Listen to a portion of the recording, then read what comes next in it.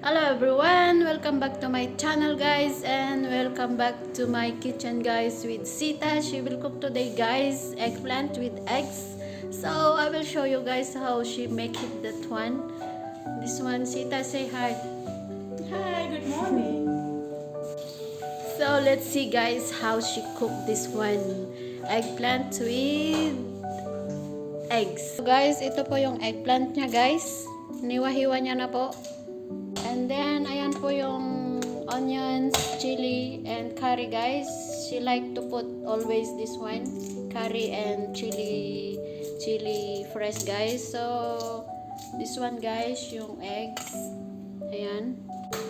Guys, everyday siya nagluluto ng Indian foods guys. Kasi yun po yung gusto nilang kainin na ng aming Kuya Babu here guys. So, ayan guys, hintayin lang po natin, binabalatan niya yung eggs, and then tingnan po natin kung paano niya po gagawin yung eggplants with eggs. So, let's go guys.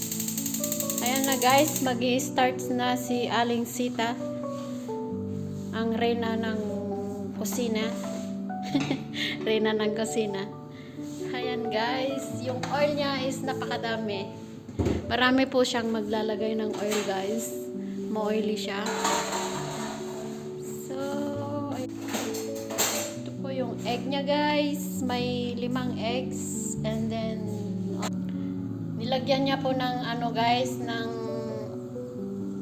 oil, and then this one is turmeric powder guys.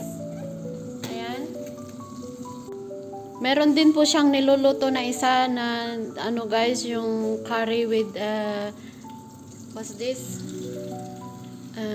malunggay guys, pero in same way guys, pero ito is eggplant with egg guys. So ayan guys, priniprito niya po yung eggs until become brown. Ayan, magaling magluto siya guys ng mga Indian foods. Ayan, nag brown na po konti yung egg guys. This how she cook guys. She cook very well and very yummy. And guys, so ayan guys, mag-brown na po yung egg. So ilalagay niya na po yung chili, curry leaves, and onions.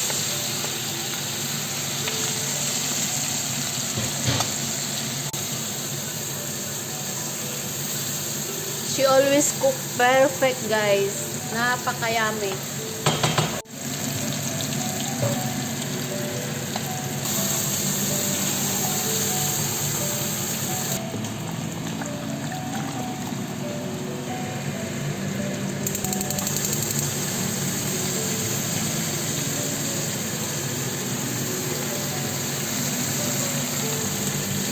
Ayan na guys, nilagay na po yung eggplant sa sa eggs.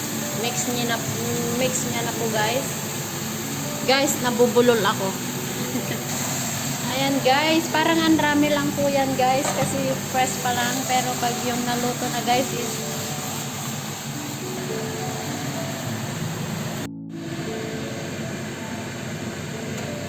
guys, ito na po yung egg and eggplant. So, nilagyan na po ng salt. Ayan guys. Then, nor cubes guys. Ayan. And then, this one is curry powder guys.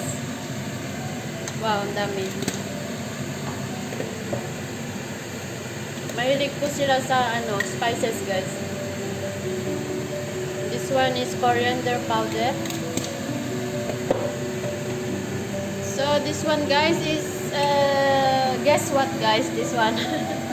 Ito po guys is chili powder. Super dami po yung nilagay niya. 2 spoon and 2 small spoon, then half.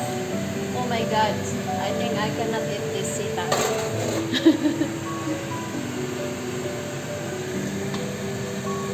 Ayan guys, slowly niya lang po hinahalo para hindi po madurog yung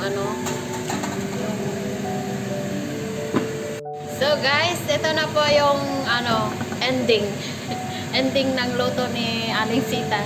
Ito na siya guys, luto na po siya. Nadurog na rin po yung yung eggplant. Ganyan po talaga yung pagkaluto niya guys. At yan po yung eggs guys. So ito lang po yung may share ko guys. Thank you for watching. Don't forget to subscribe, like, and comment guys.